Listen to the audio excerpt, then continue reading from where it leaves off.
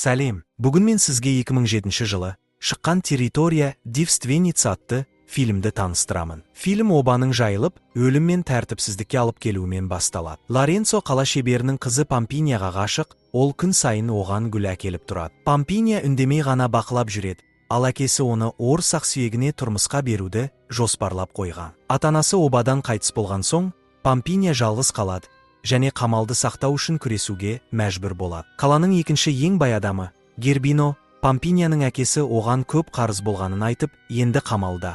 Помпиния да соған тиесілі екенін мәлімдейді. Ол Помпинияға баяғыдан көз салып жүрген және бәсекелестерін, соның ішінде Лоренцоны да жойды көздейді. Лоренцо тамаша семсерлесуші болса да, қарсыластары көп болғандықтан қашуға мәжбүр болады. Қашып бара жатқанда ол мәйіт тасушыны кездестіріп, бағбан іздеп жатқан монастыр туралы естиді. Лоренцо бұл жақсы ой деп шешеді, әрі тамақ табылып, әрі Гербиноның адамдарынан жасырынады. Бірақ бір шарт бар, бағбан саңырау әрі мылқау болу керек. Қуғынға ұшырап жатқанда ол ағашқа өрмелеп жасырынбақ болады, бірақ құлап есінен танып қалады. Оянғанда ол өзін қоршап тұрған монах әйелдерді көреді. Олар оны көктен түскен періште деп ойлайды. Оның келбеті жас монах әйелдерді толықтады. Олар жарақаттарын тексеру үшін оны шешіндіреді, ал есін жиған Лоренцо мұның бәрінен ләззат алады. Сол кезде монастыр басшысы келіп қалады, ал Лоренцо дереу саңырау әрі мылқау кейпіне еніп, сенімді түрде рөлін ойнайды. Бас монах әйел оны Құдайдың кереметі деп сеніп, оған 2 жас монахпен бірге сәнді ванна дайындайды. Бұл уақытта Помпиния Гербиноға қарсы тұрып, жақын құрбысымен шіркеуде кездесіп, жоспар құрады. Олар қала сыртындағы ескі үйге жасырынбақшы. Сол жерге орыс ақсүйегі келіп, оны әйелдікке алуы тиіс. Гербино олардың кетуіне тыйым салады, бірақ бұрынғы ора, қазіргі суретші болған дін қызметкері Гербиноны сөгіп, оларға кетуге рұқсат бере. Помпиния құрбысынан дін қызметкерін ескі үйге жеткізуді өтінеді, ал өзі монастырге тығылады. Ол бағбанның Лоренцо екенін таниды, бірақ монах әйелдер оны Құдайдың саңырау және мылқау елшісі деп сеніп қалады. Помпиния оның расында Лоренцо екеніне күмәнданып, оның артынан еріп, не істеп жүргенін бақылайды. Ол Лоренцоның бір монахтың қолынан ұстап, орманға кіргенін көреді. Олар шыққанда жүзі жайнап, жасарып шыққандай болады. Келесі күні 2 монах Лоренцоның бөлмесіне кіріп, батасын алғысы келіп, киімдерін шешеді. Бұл туралы бүкіл монастырге тез таралады. Тіпті бас монах әйел де оны өз бөлмесіне шақырады. Мұның бәрін бақылап жүрген Помпиния қызғанышқа толы белгісіз ашу сезінеді. Бетіне перде жауып, Лоренцоның бөлмесіне кіреді, көзін жауып, құлағына сыбырлап махаббатын мойындайды. Жай ғана сүйіп, асығыс кетіп қалады. Бірақ бұл сүйіс Лоренцоның жүрегін терең толқытады. Әрі қарай оқиға Лоренцоның достары мен олардың серіктерінің сапарын баяндайды. Жолда олар 2 ферма қызымен кездесіп, олар ұлдарға жаңа сауылған сүт ұсынып, сиырдың астына жатқызады. Қыздар кенеттен келіп, олардың қылықтарын сөгіп, ұлдар ұялып, фермадан қашып кетеді. Бірақ сиыр сүт беруді тоқтатады. Қыздар жігіттердің көңілін табу үшін орманға барады. Бірақ қарақшылар тобына тап болады. Топтың басшысы оларға бір жұмыс тапсыратынын айтады.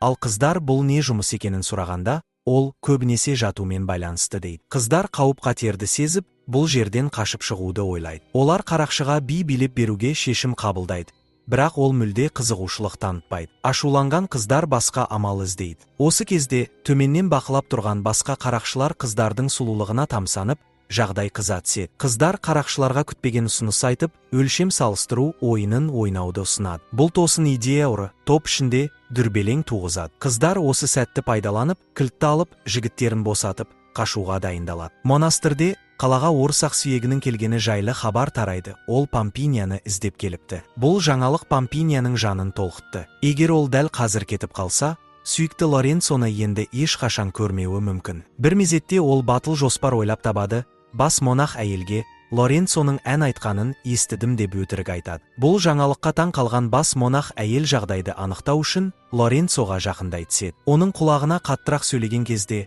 Лоренцо абдырап оянып кетіп, «О, Құдайға шүгір, мен қайта сөйлеуге қабілеттімін. Бұл керемет», деп дауыстап жібереді. Бұл сөздер оның монастырден қуылуына себеп болады. Мұны көріп тұрған, кетіп бара жатқан Помпиния қуанышқа кенеліп, Лоренцоны әзілмен мазақ етеді. Бірақ Лоренцо оның өзін сүйген құпия қыз екенін әлі де білмейді. Помпиния қалаға қарай аттанып кетеді. Лоренцо да қалаға қайту туралы ойлайды. Сол уақытта бұрынғы ора, қазіргі дін қызметкері монастырге келіп, жаңа өмір жолын бастауға дайын болады. Құдайдың жолымен келген бұл адамды монастыр қауымы жылы қарсы алады. Бас монах әйел оған шомылып, тазарып алуға жағдай жасайды. Осы сәтте орыс ақсүйегі қалаға келеді. Ол Гербиноны Помпинияның әкесі, яғни болашақ қайын атасы деп ойлап қалады. Бұл кездесу өте ыңғайсыз өтеді. Ақыры ол Помпиния қала шетінде орналасқан монастырде екенін біледі. Бірақ сол жаққа жол тартқанда кенеттен шабуылға ұшырайды. Бұл Гербиноның оны жою үшін жіберген адамдары екені белгілі болады. Ақсүйек зорға қашып құтылып, өзенге жеткенде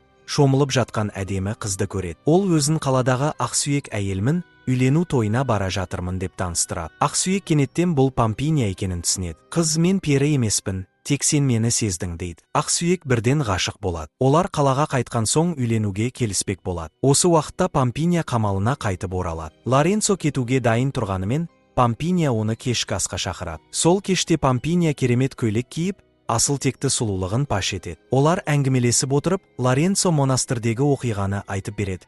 Бір монах қыз көзін байлаған кезінде оны сүйіп кеткен. Помпиния ондай бір ғана сүйіспеншіліктің сезімді тудырғанына сенбей, таңдана қарайды. Лоренцо, ол сүйіс менің махаббатымды бекітті дейді. Іштей қуанышқа толы Помпиния сыр бермей, егер ол қызды тапсаң, бірақ ол сені сүймесе ше, менің сезімімді сынау үшін мені сүйіп көргің келмей ме, дейді. Лоренцо сәл кідіріп, сен ақсүйек әйелсің, сенің жаның өте биік, сенімен тең түсе алмайтындай сезінем деп жауап береді. Помпиния оған көзін жұмып, сол сезімді қайта елестетіп көруге кеңес береді. Дәл осы кезде Гербино келеді. Ол Помпиниядан барлық ерлерді қуып шығуын талап етеді. Лоренцоның өмірі қауіпте болғандықтан, Помпиния амалсыздан Гербиноға тұрмысқа шығуға келіседі. Лоренцо қарсы шығып, өзін құтқару үшін қариямен үйленбеуін сұрайды. Осы сәтте дін қызметкері келіп, некені рәсімдеуді ұсынады. Бұл ұсыныс Гербиноның Лоренцоны босатуына себеп болады, ол уәдесінде тұрады. Помпиния дін қызметкеріне Лоренцо оның жалғыз шынайы махаббаты екенін мойындайды. Дін қызметкері Лоренцо да солай сезіне ме деп сұрайды. Помпиния, ол мені жақсы көреді, бірақ әлі өзі де түсінген жоқ деп жауап береді. Дін қызметкері бұл жағдайды бірден түсіне алмай, абдырап қалады. Сол кезде Помпиния асыл тастар салынған қалташықты көрсетеді. Бұл ишарадан кейін дін қызметкері бәрін түсінеді. Осы уақытта Лоренцо Гербиноның жоспарын алдын ала болжаған еді. Ол барлық қиындықтарды шешіп, орыс ақсүйегімен кездесіп қалады. Екеуі бірігіп, қауіпке ұшырағандарды құтқару үшін қамалға қайтуға шешім қабылдайды. Қамалда үйлену тойы басталып кеткен болатын. Помпиниямен алдын ала келісіп алған дін қызметкері тойды барынша созып, уақытты ұтпақ болады. Гербино шыдай алмай, ашуға булыға бастайды. Бірақ той жалғаса беруі тиіс. Орыс ақсүйегі қамалға жеткенде үйлену рәсімі аяқталып қойған еді. Ол Помпинияны танымай, жолда қаза тапқан достары үшін кек алуды талап етеді. Ол мен Лоренцо бірігіп, шайқасып, Гербиноны жеңеді. Осы сәтте орыс ақсүйегі тізерлеп, Помпинияға ресми түрде үйленуге ұсыныс жасайды. Алайда Помпиния ұсыныстан бас тартады. Таң қалған ақсүйек, өзен жағасында кездескеніміз есіңде жоқ па, деп сұрайды. Помпиния неке вуалын көтеріп, біз ешқашан кездеспегенбіз деп жауап береді. Дәл сол кезде ақсүйек Помпинияның артында тұрған оның жақын құрбысын байқап қалады. Сөйтсе, өзен жағасында кездескен шынайы махаббаты сол қыз екен. Олар бір-бірін танып, қайта қауышады. Осы уақытта Помпиния Лоренцоның жоғалып кеткенін байқайды. Ол өз армандарындағы жұмбақ сүйіктісін табу үшін кетіп қалған екен. Енді шындықты айту Помпиния үшін жалғыз жол болып қалады. Ол Лоренцоға көзіңді жұм деп сұрайды да, монастырдегі құпия қыз болып сыбырлаған дәл сол сөздерді қайталайды. Ақыры, Лоренцо шын мәнінде сол қыз Помпиния екенін түсінеді. Ол оның түсінде қайта-қайта пайда болған армандағы сүйіктісі екен. Фильм осы жерден аяқталады. Әрбір кейіпкер өз шынайы махаббатын тауып, бақытқа кенеледі. Достар, осымен видеомыз аяқталды. Егер видео ұнаса, лайк басып арнаға жазылуды ұмытпаңыздар. Сіздердің жағымды пікірлеріңіз мен үшін үлкен қолдау. Келесі видеоларда кездескенше қош сау болыңыздар.